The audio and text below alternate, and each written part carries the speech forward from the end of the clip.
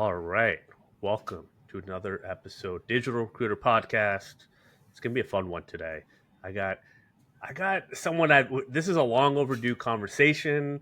We connected at a crazy time in my life, so I'm glad he's willing to talk to me now. He's all over my LinkedIn feed. I've learned about his business, his family, his faith, and he's a super interesting person. Owner, really good dude, Adrian Dominguez, ROLINC Staffing, the CEO, the owner. How you doing, my friend? Doing great, Clark. Thanks for the introduction. And just so you know, when you say it was a crazy time in your life, I've gone through that 6 times. So didn't phase me at all, buddy. Not at all. We're Yeah, good. no, it's just I look back and this is what, like May Yeah. 2023 when someone was born. I think we talked literally the day before my wife went into labor, Yes. if not actually that day. And I'm sure I had something to follow up with you on that I might have done or neglect or whatever, but I was like, everything shifted, right? So I don't even remember that first one, right? Would you ever get used to it? Like the third one, the fourth No, one? no. Or is it all kind of just like, okay, like Every time, buckle I up? think I think the Yeah. one thing that does help is you're not as much in a rush to do things. Like you don't feel the same amount of pressure like with your first one. I would say that much is kind of that much changes a little bit. But as far as the okay, here we go. That part, that doesn't, it never changed for me. I was always like, all right, here we go. It's coming. And the truth is, once that baby comes and once you have, I just talked to a dear colleague who let me know that they are expecting their first. And I was like, yes, good for you. But once that Yeah. happens, it changes your entire life. And so that's a great distraction. It's a great disruption from everyday life for sure. Well, absolutely. I think what you know what this is. We segued 2 minutes in, which is kind of how I thought this would happen. Knowing our backgrounds, is I didn't realize how stressed I was before he arrived. I didn't admit it to myself until after. I think it was Christina works with me. She's like, "You were really nervous." I Oh was like, yeah. "Yeah, I guess I was." Like I didn't realize it. I was putting on a face like, "Oh, we're good to go," Yeah. and then I was almost more relaxed and less anxious once he was Oh here. yeah. Absolutely. Once he was arrived, and like that's been interesting. Now I was exhausted Sure. for sure, trying to figure out the sleep and all that usual stuff. But it was like, okay, he's here. You're like, we're good. Like, all right, and that's just like, it's just everyone rightfully focuses on the mother Right. as they Right. should. Right. But it was just like one of those things I didn't really realize it, and just building business and businesses and stuff like that. You're like, oh wow, I was like in a whole different headspace Oh, at that completely, time. completely. And you're right. You Right. don't know. Yeah. You don't realize it until afterwards. And then all the other phases come. You're Yeah. the oh look, they're sitting up, and oh man, they're eating solids, and look, they said their first word, and oh, like they're standing up now. Then it's funny because like especially with at least for me with our first one, it was like every first thing we were always pushing for the next thing. And with this last baby, it's like, you know what? It's coming. I don't want to advance it. I don't want to push it. I don't care Yeah. about percentages or percentiles or how quickly anything happens. Like, it's all good. My big joke with my wife now is anytime baby cries or has a bad day or whatever happens, I'm like, when she's 20, she won't even know this happened. That's my new Yeah. saying now. So, yeah, It's you got to be able to provide that perspective, right? Because everything, it all seems so huge in the right. moment and life changing and defining. And sure, there are some of those moments and events, but it's like you can't catch them all, Nope. in a sense, right? So I've learned that early. I don't have that with six, but I learned it with at least one. And I'm by no means an expert, but it is very fun. So, Yes, sir. well, let's dive Yeah. into it. So, business owner, you have run a ministry, you are in the community, you're big part of the Colorado Staffing Association. Yeah, wife, 6 kids. You have a lot going on. But let's go back to the beginning. Yeah. How'd you even get into recruiting? Yeah, I think it's funny anytime you ask anyone about how they got into recruiting because, there's very few. If you go to a playground and you find a bunch of kids, in a non creepy way, I'm just going to suggest, with parents around and all that stuff, right? And you just ask them, hey, what do you want to be when you grow up? No one's going to be like, I can't wait to be in staffing. Like that is not usually the next thing that comes out of a kid's mouth. So, for like most people, it wasn't really on the radar. I'll give the quickest version of this I can. I was actually, me and my wife were missionaries in South America. She became very ill. We had to come back to the States. And I just kind of happened to fall into, through a friend's business that he owned, fall into manufacturing and learn about manufacturing, eventually get a manufacturing consulting, and eventually just fell in love with basically the skilled trades field, Yeah. machining, welding, fabrication, etc. And in 2009, our family was looking to relocate back to Colorado. And this kind of goes into the personal ministry side of things as well. I was felt very burdened about starting a church in the Denver, Aurora area here in Colorado. And of course, when you start a church, there is no church, there's no anything, there's no income, of course. And so I needed a job essentially, Clark. I didn't Yeah. have this huge career in mind as much as I need to put food on the table. And at the time, an acquaintance of mine was very close with the owner of ROLINC Staffing, the founder of the company. His name's Bob Bidwell. Great guy, amazing guy. And interviewed, I was like, look, I don't know anything about any of this stuff. You guys need to know that up front. And his response, man, it was just, I learned so much just from his response. He says, well, we don't know a lot about manufacturing and about the trades, but if you teach us, we'll teach you.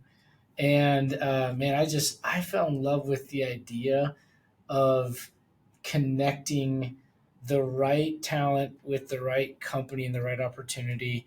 Just fell in love with it and never looked back. That was 2009. It's been 15 years. I think 15 years as of Saturday, if I'm not mistaken, something like that. Wow. Yeah. Nice. Congrats. Really cool. I mean, that approach from Bob, that's when you know you got a good one too. Yes. A good owner, because it's not, well, we're going to give you a phone and make $100, and I'm Right. sure cold calling was definitely part of it. Sure. But just that, like, hey, we don't know everything, Right. and that's okay. That's such a Yeah. It freeing takes the thing, I pressure think. off, the For burden off. It's like Yeah, we're it takes the human now. pressure off. Yeah. Yeah. Yeah, exactly. And especially for career nomads, right? Which I think is 95% of recruiters that get into the. Yeah. I'll save room for 5%, but I don't know who they are. Sure. It's kind of like, well, I guess I'll do this, right? We Right. all kind of fall into it, and the buzz, light year falling in style, right? Right. And I think that's what this is. That's what it was for me. So Sure. Aerotech nabbed me up, and you seem like you want quicker wins. Like, we're gonna put you in light industrial skill trades, Right. and like that's like it just like found me, Yep. right? It's kind of it found you, and it was the same. My manager was the same way. It was just like, you don't have to know anything about this, but you can figure it out, Yep. and the best way to figure it out is to just get on the phone, Yep. And that right? was Talk to it. candidates and That right? was it. It was Yeah. like, hey, you know this field. Okay, you need to start calling companies that could use your help. And I didn't know really what I was saying. I had to learn, a lot of hard knocks. I won't even tell you what they called the office, my first office that would just open up a whole can of worms. But it was just an interesting office space. I'll just say that. But like Yeah. everything about the beginning was very very humble beginnings. But from the get go, it was hey, let's find a path. Let's make it work. Matter of fact, Clark, you just mentioned Aerotech.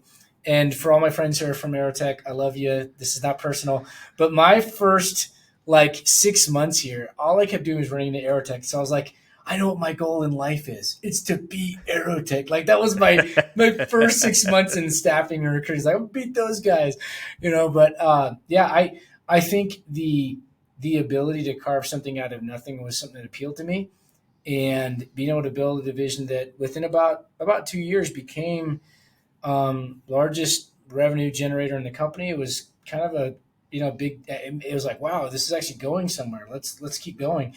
And over the years, took different opportunities that the company gave me, and eventually, Bob said, as I guess it's reality for all of us, and none of us are going to live forever. And he said, hey, what do you think about stepping into this role, more of an executive role, and buying me out? And of course, I said, I don't have a rich uncle. My family's a bunch of coffee farmers from Puerto Rico, so that's not in the cards for me. But if we can work something out, let's do it. And again, just like when he hired me, we worked out something really creatively. And 4 years later, in 2021, I got to sign my name on the dotted line and become the owner. Real thankful for him and the legacy he allowed me to carry forward from there. That's really cool. I mean, that is. I've talked to a lot of agencies, and I know you have as well. It's just that's rare Sure. to find, right? I think that path and that I would say it's seamless, but even just the willingness to kind of have that happen, and even the transfer of ownership and kind of the Right. for the legacy and the better of the company and everything else, and building the talent from within that can take over and has a desire to take over, and the ability to. It's super cool. But even that, like you mentioned, top producer like 2 years in, Yeah. and I want to unpack that. Like, what what was kind of the turning point, right? It sounded like you were full desk or sales only Well, to no, it start. was Yeah, basically sales only because there was no business. There were no business. orders, and Yeah. so Okay. it became full desk. But it started Yeah. off as the first several months here it was just calling, and I made a lot of mistakes. I remember thinking that getting a guy that's going to be. I'll give you an example. This sticks out in my mind so clearly because after the interview, the guy calls me because I felt like an idiot. I shouldn't have dressed up this way. And I got this guy going to a facility out in Hudson, which, if you're not from Colorado or this area, it doesn't make a lot of sense, but out in the country away. And it was a plastic Yeah. injection molding facility. And I had this guy go interview for a process tech slash supervisory role. I said, he said, how should I dress? I said, well, I think dress to impress, like if you're going to, go all the way. And so he wore a suit. I probably could have helped him a Oh little bit more no. with that. He wore a Yeah. suit and he's like, man, I feel like an idiot. The funny part is the guy got the job. So he's like all complaining about how he felt stupid and like, why'd you let me do that? And da da da da. And I mean, that was my education. It was just learning the hard way. Like, okay, so I need to be a little more explicative about some of these things. I could tell you some stories, as anyone else can that's been doing this for any amount of time. But I think the main thing is being, at the time it was for me. I was like, I got to find a way to put food on the table for my family, and Yeah. I am going to do whatever it takes. I'm going to, stay later if I have to. I I had to make up for my lack of experience and lack of networking and lack of understanding of how to even implement technology the right way. And this is again 2009, so different than today. So many Yeah. things that I didn't know LinkedIn existed. That wasn't even a thing. And I'm sure LinkedIn was around, but I didn't use it. And so everything. I mean, Clark, I can still remember for free in Denver taking a Craigslist ad, getting 100. This is during the recession, of course. Getting 100 applicants for a machining job. Some of whom are engineers saying, "Hey, I know it's been 10 years since I've done machining work, but give me a shot." And it's $18 an hour, and engineers are applying for it. Very different from today. Yeah. So yeah, there were there. Yeah, I look back on the experience. It was a great learning experience, and I think a lot of it was just put your head down. Be willing to make the mistakes. Understand that you're not going to do everything flawlessly. Understand the only way to learn things is by being willing to humble yourself and go, I don't have the answers. I need to ask a lot of questions. And frankly, like the guy in the suit going for the interview, I'm going to look stupid sometimes, and that's okay. Yeah. Because if it gets me closer to my goal, that's all that matters. It's, I mean, all incredible points. And to highlight, this is 2009. And for those that aren't aware, 2009 was not exactly a great time for the recruiting and staffing No. industry. Honestly, worse than it is now. Right. Way worse. Right. And I got started at AirTech 2013. And I know it was worse because I heard all the horror stories because it was still fresh in everyone's mind Right. to like, the Black Friday where they laid off 30% of the staff and Yeah. everything else. And that was still fresh in everyone's mind. So I, what you did to build at that time is even more impressive. And I think nothing like having that sense of urgency, right? To put food on the table, to kind of figure out, okay, I'm coming across transactional, how to be more consultative. I'm sure you did some MPC stuff, like what, just kind of making the match, right? Finding those pain points, but doing the old school way, doing the hard way. Um, you just got to do it. When did you notice people started responding to you better, either on calls Mhm. or meetings? It's just kind of like Yeah. the switch was flipped a Yeah. little Yeah. bit. That's a great Yeah. question. I think one thing, if I can throw this out there too, is I think maybe a missing component for me when I started, but it was a blessing in disguise, was I didn't know it was a terrible time. Like I knew that from the Yeah. news, but like I wasn't entrenched in the industry hearing day in and day out, oh, it's terrible for recruiting, it's terrible. I just was starting from nothing. So to me, it all felt the same. And the only reason I bring that up is because I think if you are constantly tuned in, not against reading, being connected with what's going on, you should be. I think it's great to know what's going on statistically and data wise. At the same time, if you get sucked into the vortex of negativity and hearing everyone say how terrible it is, you're going to start acting that way. I didn't Yep. have that, so I didn't even know to think that way. All I knew was no one knows who I am. So for me, it was all the same. I think that's important even now in 2024. Don't get sucked into this idea that it's everything's terrible. No one wants to use you. It's going to be really, really hard. Yes, there's challenges today, like there always have been and always will be. If there were no challenges, hiring managers and companies wouldn't need us. Like this is why we exist. But I think that was a huge part of the success was just not knowing any better, if that makes any sense. Yeah. But to answer your question, I think it was probably about, for me, looking back, and it was about 6 months into it. I think a lot of it up front was getting over the fear of I don't know everything, I don't have all the answers, and just when I finally kind of relaxed and just started talking to people like people and connecting that way. And I think that kind of goes to what people need today, which is people relate to authenticity.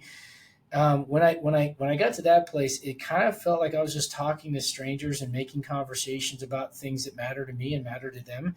And it wasn't that much longer after that I started seeing a real serious kind of flip in the script, if you will. I do want to take a moment to thank a very important person. Her name is Alexis Brady. About 8 months or so, 9 months into my being here, she came aboard with our company, and she came right out of college. And I can honestly say the duo of me focusing on the business development side and her helped me on I was doing both, but she helped me immensely on the recruiting side. The skilled trades division of our company would never have grown like it did without her. I think having obviously the right support internally is huge. So I want to make sure I give that shout out as well. No, that's awesome, and I know I've been connected with her for a while. I think we never had a call, but she came back, right? That's right. Recently, right? She was with you, and then came back recently. So that's cool. 15 years later, Yes, sir. to kind of have that. I think it's just a testament to what you guys have built, and just the kind of the blood, sweat, and tears type of situation, especially in skilled trade, that type of staffing. I mean, it is tough. It is an absolute grind. And for it to take 6 months for you, I mean, it took me at least a year to feel like I could be myself in a conversation, and then just start to see the benefits Right. of that. So kudos to you. But then you're right. I mean, whether it's Alexis or whatever recruiter you have, I think a lot of account managers or salespeople or owners, they just are so dismissive of their recruiters. And Can't be. like, sure, the fundamentals of it aren't rocket science. Well, neither is the sales piece. Sure. The execution is what matters. Right. And at some point, if the recruiter's the one making it happen, they're making it happen, right? Every call, every candidate call, interaction, interview that you or me as an owner or a salesperson doesn't set up that our recruiter does, that's one thing they took off our plate, right? So showing that appreciation and fighting for them, fighting for the candidates, kind of knowing how their boundaries, like, I just see a lot of it being dismissive in a sense. And, while I think the systems aren't crazy for either side, right? Just having respect for the work put in and making your recruiter's life easier. Like, that should be the goal. Yes. I don't know about you, but to me, that was, if I did that, we were all going to make money. Absolutely. And we were all going to hit our goals. Absolutely. I think, whether it's the recruiting team or even people that aren't I know every company's structured differently. I get that. So I may not be speaking this may not apply to everyone that listens here, but we have our front and back office, all of that's in-house. And so we control and kind of manage our own payroll and all that kind of stuff. And so again, not every company does it that way, but in our situation, oftentimes, even the payroll people kind of get like, oh, they're just doing payroll. Like, no. This is a huge part. If this gets messed up, oh man, if this gets messed up, you can have the greatest recruiters in the world. And if your invoices and people aren't getting paid accurately and invoices aren't accurate, people don't trust you. It's the full cycle. It's, hey, here are our values, and it is expressed from the owner to the sales team to the recruiting team, the payroll team. And I think if you're smart as an owner, it'd be real wise to make sure that you acknowledge without every single player on the team, we don't have anything of value to offer to our clients. And Yeah. Clark, you may see this. It's not for, everyone has different motivations, right, for why you do what you do. And I think that's a deep subject, like what gets you up and what moves you and why do you do what you do. For me, talking about my team or bragging about my team, it's not for likes, it's not for vanity metrics. It's because I want the world to know legitimately I'm nothing without the support of the team. Like I'm presenting an idea, but if that idea can't be executed through the people that I've hired to do it, then I've got nothing. And I want the world to know these people are amazing. And they got to deal with me, which is a huge, huge testimony on their part. Yeah. Yeah. It's so true. And honestly, probably, I mean, you got my brain spin. I'm like, man, what's the last time I've done that publicly? I know internally, definitely appreciative, but I'm like, I could do some of that stuff publicly as well. And, there's a good line, right? It can be different for each team. And some people want it more behind the scenes. Some people like having it front and center. Yeah. I think as long as it's happening, right, to your point, just having that value, I think I've definitely appreciate that more just in the last 3 years, right, of being a business owner, having the coaching and the recruiting agency side.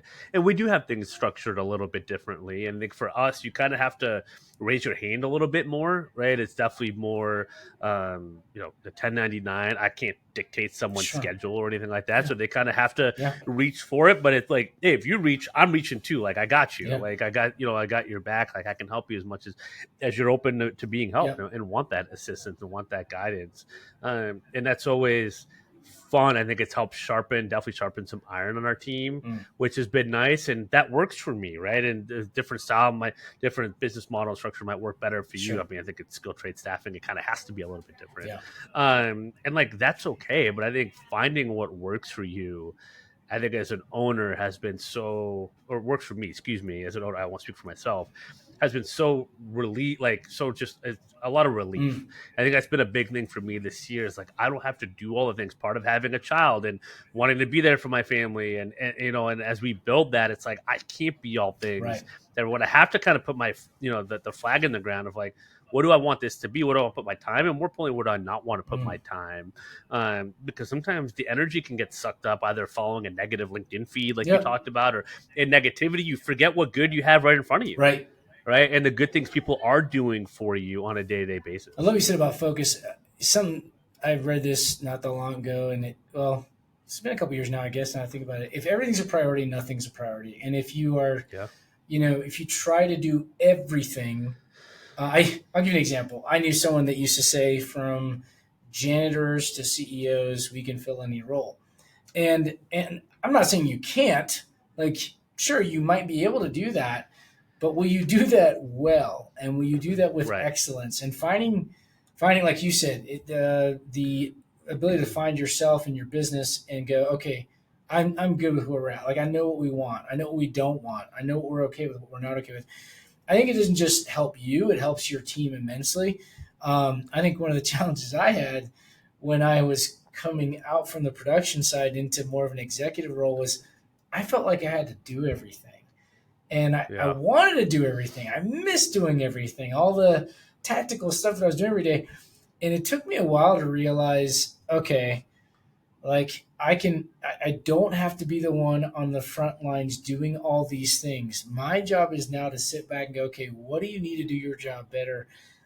Where are we going 6 months to a year from now? What does that look like? Because I can't expect that from them. That's something that they expect from me. They need from me.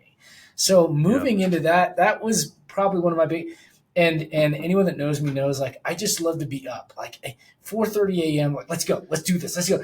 And so for me to realize I don't have to be the one doing it all, that took me a little bit of time. And I'm still working on that. So that's a work in progress, but it definitely pays off when you learn to say, okay, you can focus all your energy on this. No differently than what we sell our clients on. Hey, you're good at making widgets. We love your widgets. We buy your widgets. Your widgets are great. You suck at finding people. Let us help you with that. Same thing on the internal side when you kind of move into a different role as an owner, as an executive. It's kind of like, okay, everything I was doing before, yeah, you know what? I could even say maybe I could do that better. In 2022, could I have done this thing better for this one employee? Yes, but guess what? When I let that thing go and watched them blossom with it 2 years later, heck no, they're going to do a much better job today. Yeah. And I'm thankful. That's why we have them there, right? I think that's a huge aspect to kind of seeing the company continue to grow and flourish, though. Without that, you get stuck. A- Absolutely. Was it just kind of like letting go? Was it kind of having some structures or kind of getting what you did well and kind of what was in your brain on paper a little bit more in terms of like SOPs and trainings? Like, what did you find kind of help you Mm. like let go of some of that stuff? Yeah, there's a Yeah. couple things you mentioned that help there. I think I think one thing is building a culture of trust and building a culture of communicating expectations. And when expectations are assumed, and whether that's in a marriage, in a business, in whatever entity, whatever group of people you have, if expectations are assumed, then you got trouble. And I think executives and especially small business owners are some of the world's worst, and I'm going to throw myself in there, at, Me too. at, at assuming what my role should be. Like, what should I, in other words, like, I should do everything. Well, why should I do everything? Well, because I have this pressure. And I read somewhere, like, if you were your boss, would you like your boss? And talking about the fact that, like, you treat yourself worse sometimes than you might even treat your own employees. And so coming to a place where it's like, okay, let's talk about what our expectations are. And coming to a place where you go, okay, as a company, get your leadership team together. Here's where we want to go. If we're wanting to go here, this is what this means for your role. This is what this means for my role. For me, I think a huge part, and I'm going to kind of mention Alexis Brady again, a big part of my success in this department was being able to let her take on the director of operations role for our staffing team, because without that I would constantly be kind of pulled back in on the day to day. Not to Yeah. say I don't support, but it has allowed me to look at things so much more strategically Yeah. and look at how can I be the best brand evangelist for our company? How can I get out and even do what we're doing now? I mean, these are things that would have 2 years ago been virtually impossible, because just being so enthralled and ingrained with the day to day wouldn't have allowed for it. Yeah. And the culture and people, you build the right culture, and then you find the people that you can trust and lean on them. And what I found is that most of the people, if you have good people, they're just waiting for the opportunity. If they have bought into you as a person and to the culture that you're building, they're not gonna want to jump in front of you and take something from you. But once they know they have permission and your blessing, it's like, let's go. And it's been profound. And yes, going back to your other point, there's some things that by nature I'm not a good, or how do I put it? I'm type A about certain things, but when it comes to detailing everything and the follow through on every single line item, I have learned, if I don't surround myself with really good people who thrive off of that, and if my wife watches this, yes, honey, that's you. Like, I am just not, like, I have a big vision. Like, let's go do this. All right. But if you Yeah. surround yourself with people that just are that, you have a lot of great time talking about ideas, but nothing gets done. And Yes. so I think the balance of all that, and being able to, again, go back to what I was saying earlier, be able to go, okay, you're ready, you've got this, let's go, and giving people room to make mistakes, just like they gave me room to make mistakes. It's been profound. It's made a huge difference in our company. I mean, I love that. It's just it's real. It's just a real experience. It's the one I've going through at different stages on my end. Similar type. big vision, right? Can do these things all day. I have a million different ideas. I've had to kind of whittle some of them down. Right. As you asked me before, like, what is it that you actually do? And I was just like, well, marketing agency, we have a recruiting agency, and I basically have like a training and coaching agency, like, or consultancy. I was like, that's three different things. And they'll tie together in some way, shape, or form. But that's a lot. It's a lot of people for understand, right? It's not exactly like the easiest, but it's like we can do a lot. Like, that's, and I like that. So it's kind of always trying to find that balance, and then like who to have under me Right. or with me to kind of make sure those line items get knocked off. I'm right there with you, man. It's like that is like the biggest thing. Difference maker. It's and the more I'm letting people that work with me do that, shockingly, the better everything is getting, Yeah. right? And to kind of do the higher level strategy. Okay, who is our ICP? How has it changed from 6 months ago, or a year ago, 3 years ago when I started this? And you need time as a leader to really go through those exercises and to go map out your branding and your marketing again. Like, okay, what have we accomplished, and how can that kind of help us leverage what we want to do going forward? And if no one's doing that, then you're going to get stuck in the rat race. And nothing's really ever going to improve. And then people, they might leave. They might, again, not know where it's going and stagnant, or not know how to help. You get stagnant. It's just stagnant. Yeah. So I want to cover a few more things. Definitely a few more things I want to cover. But you brought up a couple times, and I completely agree. Authenticity. You mentioned kind of being the face, being the brand. You're someone that had a ton of success with posting content and just kind of even getting out there and with the marketing. Talk to us about kind of like how that came to be, when you realized like that posting could help, or you've like, I should start posting. Like, what's been your journey there? Yeah. Some of it, I think, I would say 80, a good amount of it. I don't know if I can put a percentage on it, but a good amount of it was just over time, realizing I'm able to reach people through a platform, and I'm not saying this is the only platform on which to do it, but a lot of it for me has been LinkedIn. I'm able to connect with so many more people, virtually speaking, than I would normally. I'm able to have, I would say, genuine conversations with people, and just realizing the human connection side. And I think what happened for me was, I was kind of preaching to my team for a number of years, hey, it's not about transactions, it's about relationships. That's not a new thing. I didn't come up with that, clearly. But, when you talk about what makes our business or our industry so challenging from a how do I reach the right audience standpoint, I think one of the things that makes it so challenging is, as an outsider, look, I'm not a mechanic. If I got one of my employees who, I'm sure if he could just recruit mechanics, he absolutely would, because he is a mechanic at heart. He absolutely loves for things to break on my car so he can fix them. I mean, he literally does. He enjoys it.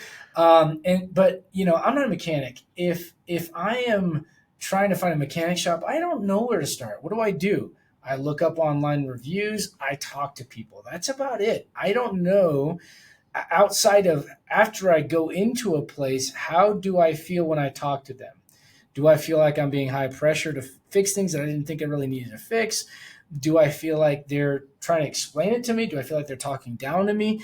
Those are human, psychological, emotional things more than they are, okay, talk to me about this component on this car. I mean, I wouldn't even know what to look for, if that makes sense. I don't know where to start. Yeah. So I think the outsider coming to our industry, I jokingly mentioned this last week at our CSA annual conference for Colorado Staffing Association. I said, you ever seen those memes that say, like, here's what my mom thinks I do as a recruiter, here's what my neighbor thinks I do, here's what my best friend thinks, here's what I actually do? Like, those kind of memes. Most people don't understand what it is we do in recruiting. And then staffing has got a weird complexity to it as well, where you're technically the employer, but not at the same time, right? So there's all that.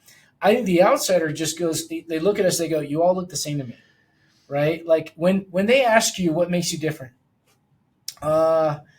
we care more. I save you time and money. Yeah, right. We care more. Right. Trust me. Right. Yeah. They don't know, like, what does make you different. And I think what I realized is I can't I don't have the ability to show everyone here's, every single case study, although I believe case studies are a great way to do it. But what I can do from the very beginning of an interaction is show I'm human and I genuinely care. And if I can help you, I want to help you. If I can't be the one that helps you, then I'll point you in the right direction. But I think being able to connect with people, and I know we talked about this earlier too, the more technology is available. I read a statistic, and I know this has nothing to do with what we're talking about, but it's kind of fascinating, kind of related. The statistic is in the last year, men ages 18 to 35 who are single, when approaching, someone that they want to speak with, a female, they would do so virtually. They would not do so in person. As a matter of fact, 60% of those surveyed said they had talked virtually and not in person, right? And so I hear from a lot of, and I've got, daughters that are getting to that stage of life where they're like thinking about the next stage in marriage and all that kind of stuff. So this is fresh on my mind. Point is, people are hungering for human connection the more technology that we have. And I'm not anti-technology, use everything you can, but know that at the end of the day, it's still going to take people interacting with people. And so for me over the last couple of years, what I've realized is, hey, if you can differentiate yourself by being a real human being, not showing up in someone's DM box going, hey, how can I sell you something? But being able to connect with them as a real human being and be able to present like, here's who my company is. It's not even so much we can fill this order and we can fill this order and we know this about these kinds of roles. Those are conversations you have when you're talking to a prospective client, no doubt. But just kind of an outsider looking in, if they can see, hey, this is a human being that's not going to, shove something down my throat that I don't even need. Secondly, I look at their team and they genuinely look like they enjoy what they do. That's a pretty good starting point. And Yes. There's so much more to it than that, but I think that's a good place to start. And that for me was kind of an eye opener. Also, I think being able to get to a place where I realized, okay, over the next few, starting about 2 years ago, I think for me it was realizing, okay, this is something that has gone well for me personally, but how do I empower my team? How do I help them to get out there, so to speak? And so we've kind of done a two-pronged approach. It's partly been the, hey, how do we have more of a real presence online? So at the beginning of this year, middle of last year, we hired on our director of marketing, Jasmine. She's kind of have some strategic input there. And then at the beginning of this year, we talked about, okay, on the networking side, going back out there physically, where do we need to be? Yep. Who can we serve? Those two things kind of combined, I think it made a huge difference for us. Absolutely. I love that it's not just you, right? You're trying to empower your team. I've talked to some owners that get really nervous about empowering their team Sure. to build the brand and everything. And I'm just like, it's too bad because there's such a huge opportunity. Because if you're that type of place that's going to empower your team and build them up, here's the thing: a lot of people don't want to be the owner or run their own thing, Sure. but they want to be at a place that's going to help them Yep. achieve kind of their goals. Right. And they'd be super happy to get the most out of their current job and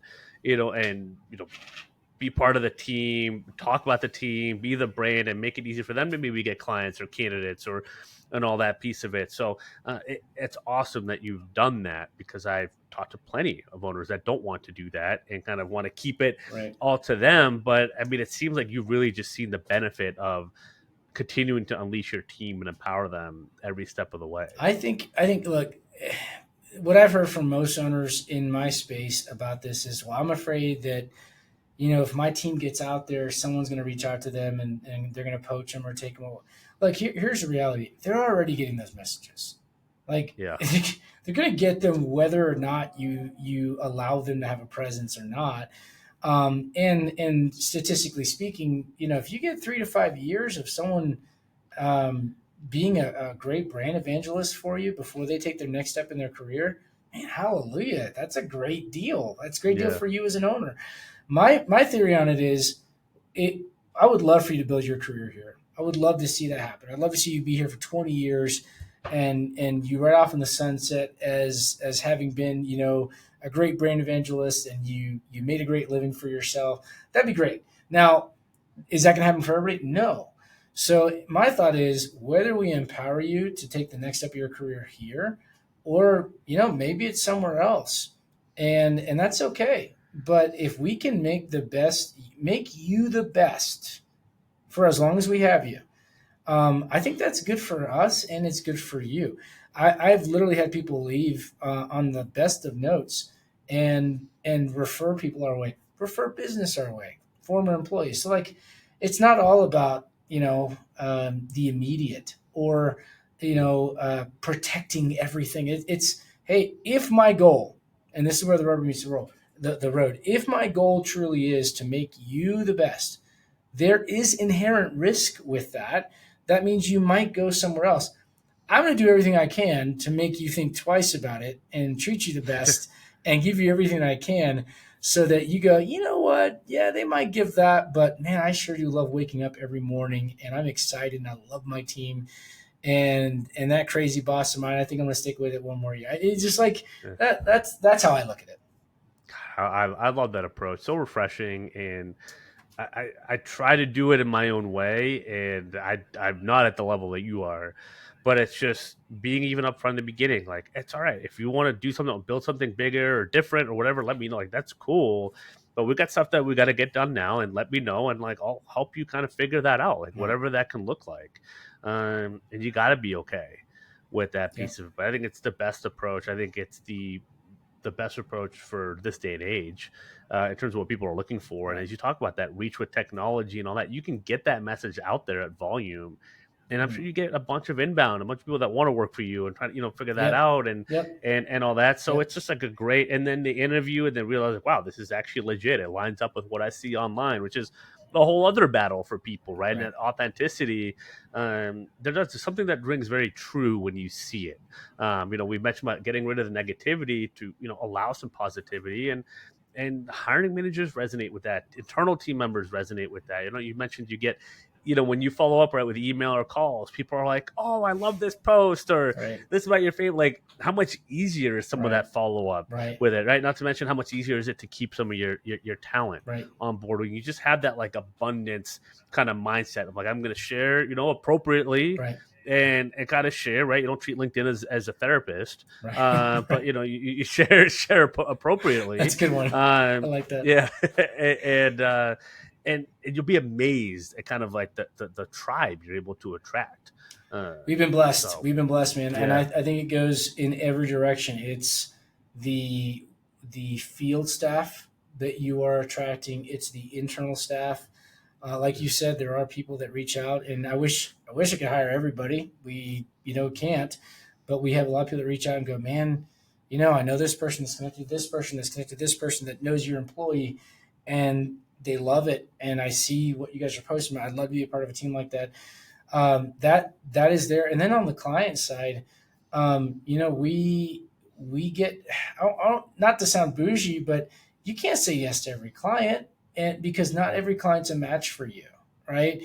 However, when you create a culture, and it's not just, posters on a wall, but you coach this way, you hire this way, you train this way, and you do the best you can. None of us are perfect, to reflect this externally and express, okay, our values. What are they? Humility, integrity, passion, empathy, and resilience, which ironically spells hyper, which I am, and I drink lots of coffee. But when you have that lived out, and you come to a place where you literally make hiring, training, coaching, the decisions you're making line up with that, and then that comes through with what you're putting out. It attracts like. And if I can use this illustration, Clark, I for years I've taken young people, a lot of them who grew up in the city, never really did a lot in the country or out in the woods and stuff, and we'll take these youth to summer camp.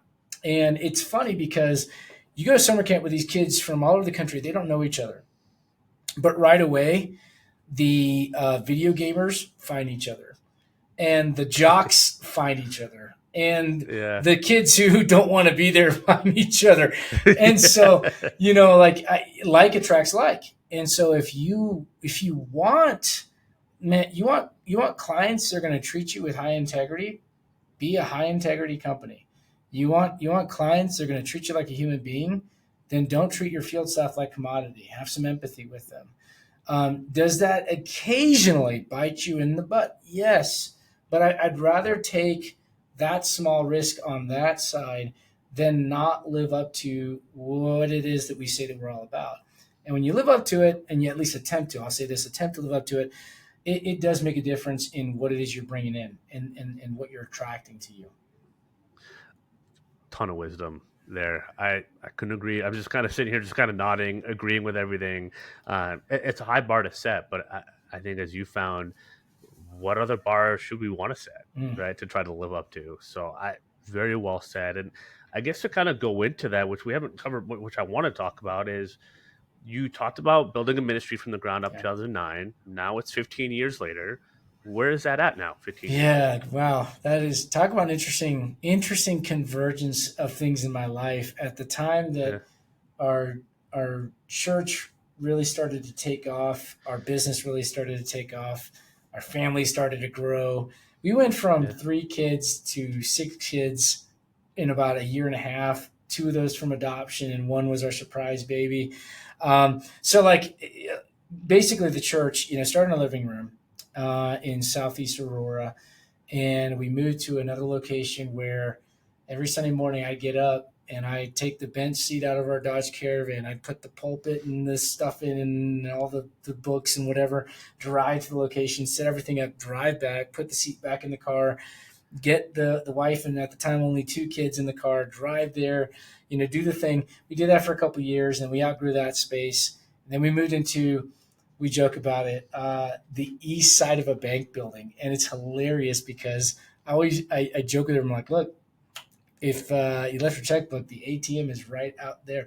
But we're on the east side of this bank building, and yeah, we've been there for about 10 years now, and we've literally knocked out all the walls we could legally knock out, and so we've done that. We've expanded all we could. And we've just been like praying, like, what do we do next? And without going into every detail, because we are actually going, today's Tuesday, in a couple of days, going to be going back to sit down and discuss some of the finer details. But right now we have the possibility of getting into a space that would literally allow us to see twice as many people as we have right now, and allow us some breathing room and room for a lot of other ministry things, goals that we'd love to have, but we just, the space we have now just wouldn't allow it. So yeah. it's been a wild ride. I wouldn't change anything. It's People say, how do you work and family and church, and I can say in every phase I have amazing people that God's blessed me with that I can lean on. You can't do everything, on your own. I think one of the hardest things I would say that does come up on both sides, on the ministry side and as a CEO of a company, is sometimes you want something more for someone than they do in that moment. And you Yeah. can't force that. You can't make that. You can't make someone want something. Um, that is challenging. Starting with faith. Fate, exactly. Like Starting with I faith. can't push this. I can't make you want this or believe this or any of that. So that's hard sometimes. But I tell people Yeah. all the time, like, look, if God Himself does not force His will on all of us, and He allows us to choose, who am I to try to, Yeah. control an outcome of some kind? But I can tell you a story. Man, so many stories over the last several years where we just didn't know how things were going to work out. Even what we're facing right now with this building opportunity, it is truly miraculous. And if it works out, it's a situation where we literally would not even have to buy it. It's just a crazy story, the whole thing. Yeah. I believe it. As someone that I have no idea how I'm even here talking to someone like you at this moment, I'm with you. I know at my best times, the last 5 years is when I've leaned into my faith and prayer and my Bible, and at my hardest times, it's when I've been fighting that tooth and nail Mm. to dive into it. And I think that's one of the things that he just says he will provide. He always does and Yes. has for me if I've asked. And I've also made it for some reason. I just make things so difficult at times, and I think that's a little bit human nature. And I don't. Having kids makes Yeah. you empathize with God a lot more. That's for sure. Oh, it's so true. It's just the patience, and Yeah. I mean, I think just the love that you didn't know could pour out of Yeah. you. Number one, Yep. effortlessly, Yep. effortlessly. Yep. Not even a question. The patience, for sure. Some of the frustration over Sure. these 14 months. Like I just don't want him to. I don't want him to injure himself Right. anymore. But again, it's going to happen. Kind of find that line. But yeah, I mean, nothing has inspired the growth anymore. I mean, my biggest thing for anyone listening, if you haven't yet, if you want to have kids, just find the right partner. Learn how to vet the right partner. Is it? It's number one, Mm. 2 and 3, I think, in terms of importance Yeah. to doing that. But nothing will be more worthwhile. I think for me, more inspiring. I think 2 years ago, even 4 years ago, I'd be like, "How do you do it all?" But and I'm still impressed. Right, 4:30 every day, 6 kids. What you do, you do an insane amount. But it's just like he doesn't No. give you more than you can handle, No. No. right? And so it's just like you just chip away, and it's like you're like, well, I didn't do all this in 2024. I built from 2000, 2005, 2009. Yeah. Yeah, like it's Yeah. just like step by Step by step. And step. I think Yep. you come across someone that just embraces the journey. It doesn't mean we're smiling every day and Yeah. like super pumped. I mean, some days we don't got it. Like No. we don't have it some No. days. But it's like you just chip away. You just chip away and chip away. And you talked about that like 60%, that virtual versus in person. It's just like I don't want that to be lost Mm. in the society. And I'm older side, right on the millennial side. So I've seen both, right? Right. I did both. I met Yep. my wife online, Yep. Yep. right? Yep. I also met most of my other girlfriends in person, right? Growing up. So like it's just like both happen. Right. And like that's okay. But I don't want to like lose that because there's so much I think fulfillment in life could be stripped away just relying on Yeah. technology or not just participating. Right. And I think if you just chip away, and I think sometimes technology or Instagram or LinkedIn or whatever, it's like, oh, I got to shoot for the moon all the time. I'm like, strategically, sure, go for the moon. But sometimes just making 10 calls a day or Sure. just telling 3 people how much you're grateful for them that Mm. day, like that can be a great day. Right. Like it doesn't have to be all home runs Right. all the time, and just like chipping away. And that was a big lesson Mm. I learned. I think it's one of the humbling things that, when God opened my eyes and like my faith is like, I don't have to do it all, right? I can kind of release the burden, release Mm. the yoke Yeah. in a sense. And like, and just what can I do like today? And some days I might not got, I might not have it. And I don't know. I don't want to talk in circles, but it's just so like I just feel for people that put so much on themselves Right. and Right. have that and don't have that outlet. Right. And it's tough. Like you don't want to push it on them, but I'm No. like, God, it'd be great at the same time. Right. Like I know what it's done for me, Yeah. type of situation. I'm doing more now than I ever thought was possible. The old saying, And yeah. Clark, is I'm just a beggar telling another beggar where they can find some good bread. And That's and it. the idea is like I'm a nobody. Truly, in the grand scheme of things, a dot in the radar of eternity. However, the reason I have any value is because my identity is not wrapped up singularly in being a CEO. My identity is not even Yeah. wrapped up in being a pastor. If tomorrow, God forbid, something happened to my family, my identity is not just wrapped up in that. Like my identity is first and foremost, I'm a child of God. And that was a transaction that took place because of something that he offered to me, and it was a free will gift on his part, and then I received it by free will on my part, and now we're in relationship because of that. I have value because of who God says I am and who I am in Christ. And if you can look at it that way, you see a lot of athletes that burn out. And sometimes every once in a while you hear of a Christian athlete that kind of says, look, the reason yeah, it's great that I got this trophy. It's great that I won the Masters. It's great that I won this. But if tomorrow I lost, I would still have value. And I think Yeah. the reason why, this has anything to do with business is because when you interact with people and you understand they have intrinsic value because not what I can get out of them, but because they're created to bring something to this planet, to this world that was put in them not by me, someone way greater than me. My Yeah. job's simply to help find that channel for them. That's how I look at what we're doing internally with our staff, and just to be 100% clear, so that everyone that's listening to this understands, we do not have. We do not run any kind of discriminatory practices. You have to be a faith-based person to work here or anything like that. Matter of fact, I like people. I love the diversity of everyone being different. But I will tell you, when you look at people from the standpoint of just, I don't know, for lack of a better term, humanism, what can I get out of you pragmatically versus how can I serve you? Because Yeah.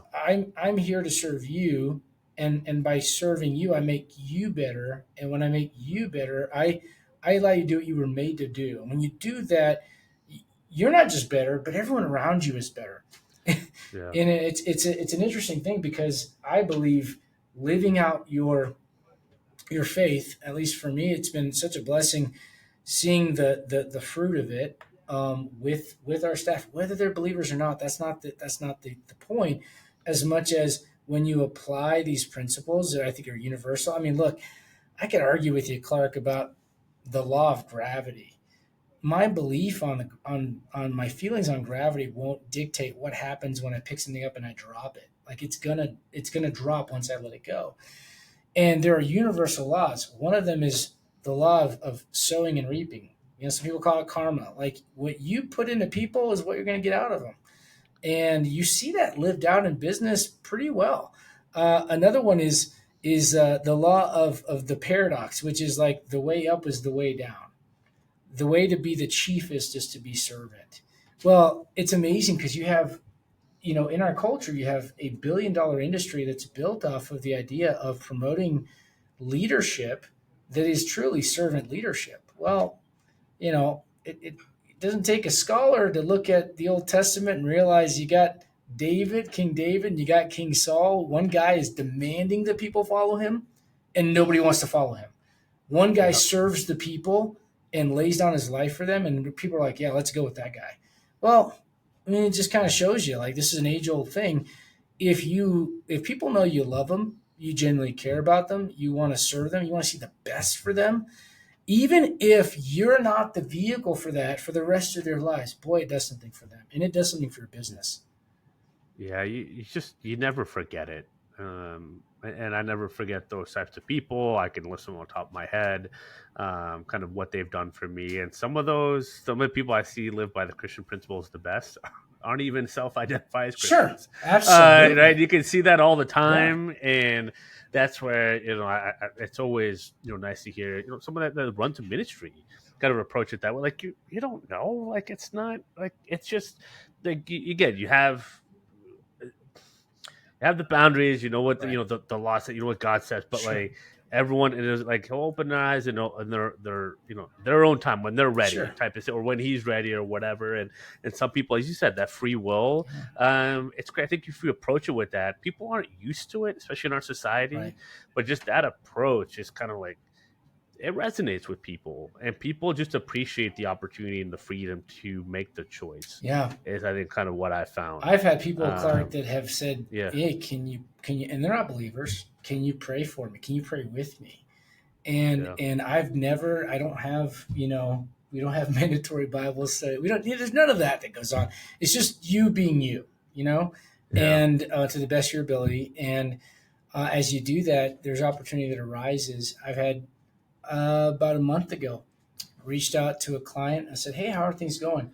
And this person opened up about their son and some mental health. And they said, "Would you pray about this? And this is going on, that's going on." And I said, "Absolutely. Like, how can I help? Can I reach out? Can I do?" These are things that I've been blessed to see, be a part of, and have an opportunity to help people in hard moments where it's not what we're selling. It's not, we're not pushing that. But when people know that it's available, right? And they know it's an option. I mean, we say this all the time on the business development side. If they don't know it's an option, they can't ask for it. Yeah. And so when they know it's there, it makes a difference. That's well said. It's such a great perspective. I think it's whether you're Christian or not, that approach to business development, it wins. It wins time and time again. As I tell people, like, why would people buy from you, right? Learn how to be number one. Know that you can be an option, and how do you become a great option? I think that's just what we're trying to tackle every single Mm. day. So, as we wrap this up, what's anything that you want to leave the listeners with? Okay. Let's see here. I would say, don't be, if it's someone starting off in recruiting or you're in the earlier side of your career in this field, um, don't be in a rush. I think that might be the best advice I can give. It's great advice. Like, yes, aspire. Yes, be hungry. Yes, put the work in. Be willing to learn, but don't be in a rush. I think the old adage is you can have things cheap, fast, or quality. You can at best get 2 out of 3. That's the old adage we give when it comes to dealing with clients, things like that. If you want to be a quality person, it's not always about, well, the Greeks. I mean, the original Olympians. They had a race, and their race was not based. And I forget what the 2 cities were. Forgive me for just drew a blank. Maybe Sparta and Athens. I don't recall. But you would light the torch at the beginning, which they do now, the whole torch lighting thing. But it was the person not that got there the quickest, but the person that got there with their flame still lit that won. And I feel like the game of recruiting and staffing is one, as we talked about, that's kind of like it builds off of itself. If you continue to do what you know you need to do and you put the work in consistently, then over time you'll get to places you didn't think were possible. I think a big part of it is just being consistent and not being in a rush and being open minded, being able to look out in the landscape of things and go, look, not everybody does it the same way. Find what truly is you. The authenticity side, I can't say enough about that. If it looks fake or feels fake, or when you're by yourself at night and it's just you and your thoughts, man, that's not even really me. It won't last. So I think trying to be authentic, being consistent, and looking for ways truly to bring something that serves people and they know that's why you're there, you'll grow. You'll do well. I mean, that's wise words, and that might be one of my favorite analogies for recruiting, if not the best one, of just keeping the flame lit to the finish line and not burning out and everything. I mean, it's so apt to everything that we do and Yes, recruiters that I've seen, myself. A lot of burnout in recruiting too. A lot of burnout in recruiting. So wise words, and I can't thank you enough for joining me and sharing all your knowledge and your wisdom. And it's just so impressive kind of what you've built, and I know what you're going to continue to build, both from faith and family and work. So kudos to you. And if you haven't, make sure to connect with Adrian on LinkedIn. We'll have the socials, the website, all that good stuff on the episode page. Thank you again, man. Absolutely, Clark. It's pleasure getting to be on the show with you, and appreciate all that you're doing. Of course. All right. Well, that'll do it. We'll see you next time, y'all.